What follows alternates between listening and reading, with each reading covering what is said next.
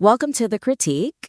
This submission is a transcript from a video that really harshly critiques Megyn Kelly for defending Candace Owens. Right. This is after Owens accused Turning Point USA and Erica Kirk of being complicit in Charlie Kirk's alleged assassination. Exactly. So let's just jump right in. The biggest thing, the big picture issue, is that the core argument about Megyn Kelly's hypocrisy, it gets really, really watered down. It does. It's so diluted by all these tangents about the host's own personal history and, these secondary grievances. Yeah. And the central idea is so powerful. I mean, exposing a major media figure for compromising her standards, that's a great thesis. But it gets lost. The strongest points, like Kelly defending Owens' claim about the assassination of Charlie Kirk being like a regicide, which is an insane claim.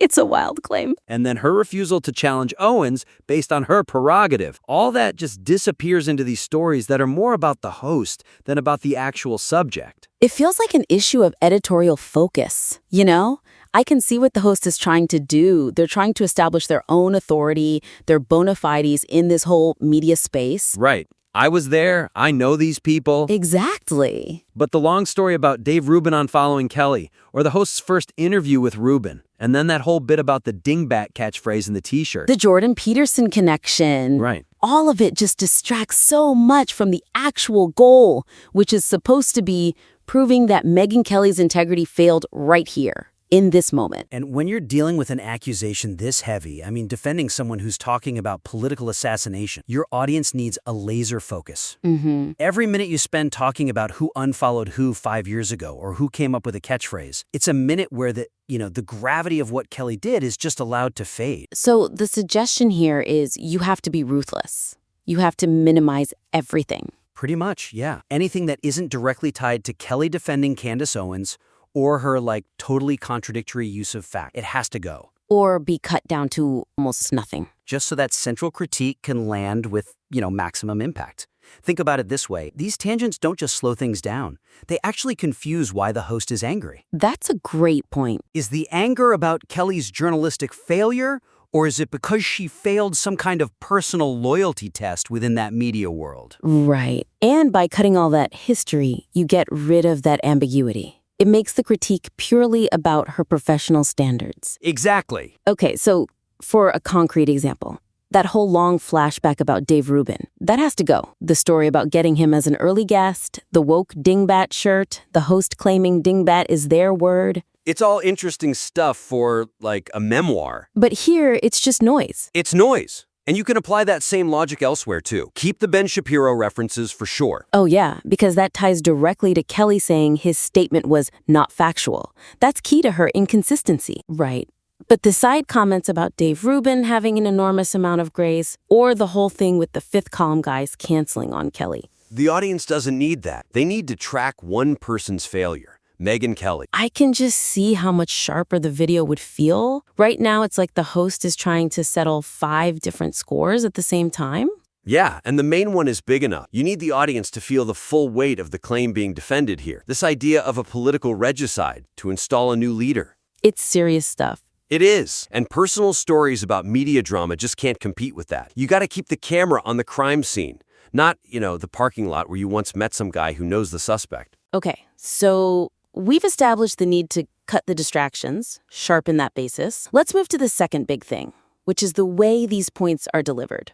The tone. Yeah, the tone. Because the outrage at the hypocrisy it's clear. And frankly, it's warranted. But the language is so charged, so aggressive. And it leans so heavily on personal insults. It just completely undermines the host's credibility as an authority on factual integrity, doesn't it? The irony is just, it's huge. The whole point is to hold Kelly to this high standard of truth. But the main tools being used are just insult, liar, gaslighter, whoosh, rotten fruit. Yeah. It immediately pivots the whole conversation away from Kelly's logical problems and onto the host's emotional state. If you want people to see you as the objective one, you have to sound like it. You're just giving Megyn Kelly an easy out, right? She can just dismiss the whole thing as an emotional rant. Exactly. She doesn't have to engage with the substance of the argument. So the suggestion isn't to be less angry, but to channel it differently. Yes. Don't just tell the audience Kelly is a liar. prove it with her own words. So you replace those broad attacks like screaming, "You are a liar, you are a gaslighter," with a more structured breakdown. A rhetorical analysis. Yeah, show the contradiction. Elevate it from a personal beef to an evidence-based takedown. Okay, so let's workshop that. The host keeps saying, you are a coward and you're picking your battles. How could you reframe that to be more analytical? Well, you spend the time on the juxtaposition itself. You take the quote where Kelly says, "I work in facts," you play that. Okay. And then, right after it, you show her justifying Owens asking questions without any evidence or facts. And instead of yelling liar, the host can just ask the question. Like, how do these two statements exist in the same universe? Exact. Is the commitment to facts a core principle here, or is it just a tool you use when it's convenient? Let the audience connect the dots. They'll come to the conclusion that she's being dishonest on their own, and that's way more powerful. That's a huge shift. It turns the host from like an angry commentator into a sharp analyst just holding up a mirror. And you can do the same thing with the part where Kelly defends not fighting with Owens, her prerogative. The host calls her a big-time wuss. Right. Admitting a factual line was crossed, it reveals a strategic calculation. Kelly is prioritizing avoiding a fight with Owens' followers over the very factual standards she claims define her work. Perfect. That phrasing is so much stronger. It gets to the exact same point, that she's a coward. But it lets the audience get there through logic, not just because they were told to. You're critiquing factual integrity while maintaining your own. Which brings us to the final point, and this one might be the most crucial. It's about maximizing the impact of the evidence the host already has. Yeah, they've got the goods. They're just not using them right. The critique misses this huge opportunity to really dig into Kelly's own quotes, her contradictions. Instead, the host just keeps demanding she lay out the facts. Over and over. Please tell us what Candy Owens has been put through. We all are desperate to know. That line is fine once, but it gets repetitive. Especially when Kelly herself has already provided these damning, self-defeating statements earlier in the clip. The host is asking for proof that they've already been given. They just didn't, put a spotlight on it. Yes, so the way to fix this is to isolate Kelly's most blatant contradictions and just put them back to back. Let them speak for themselves. Let them collide. It proves she's moving the goalposts without the host having to just say it. Okay, let's get specific. The part about the scope of the attacks, this is the Tulsi silver bullet moment. Kelly says, "I have no problem with Candace asking questions, just not about Turning Point USA and Erica." Right there. She draws the exact line in the sand that shouldn't be crossed. And then what does she say almost immediately after? But I defend her doing it anyway. That's it. That's the whole compromise, right there in one sentence.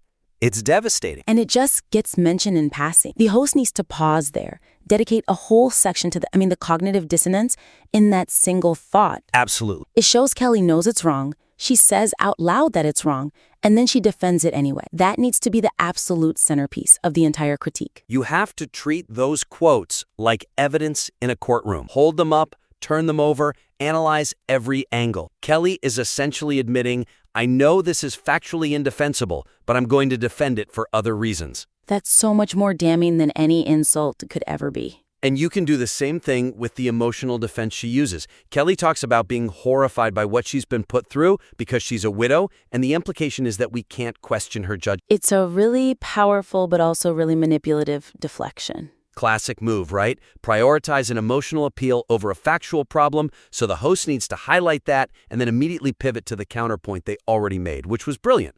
I guarantee you whatever she's been through, it pales in comparison to what she's put Erica and her family through. Yes, that sequence is the climax. You take Kelly's emotional shield, which she's using to defend accusations of complicity in an assassination plot, and you hold it up against the real, documented harm caused by those accusations. It reframes her defense as not just hypocritical, but, morally callous. And that's how you elevate the discussion. It stops being about personal fights and starts being about the dangerous and biased application of standards. You use her own words as the weapon. Okay, so I think this gives the listener a really clear path forward. The source material is so strong, but it just needs to be tightened up and the delivery elevated. Totally. I think it all boils down to three main actions. First, edit out those personal tangents. The stuff about Dave Rubin, the dingbat history, just to sharpen that central thesis on Kelly. Right. Second, swap out the aggressive ad hominem language for that structured rhetorical analysis. Let her own words do the work. Prove she's compromised. Don't just shout it. And finally, and maybe most importantly, maximize the analysis of her own contradictory quotes.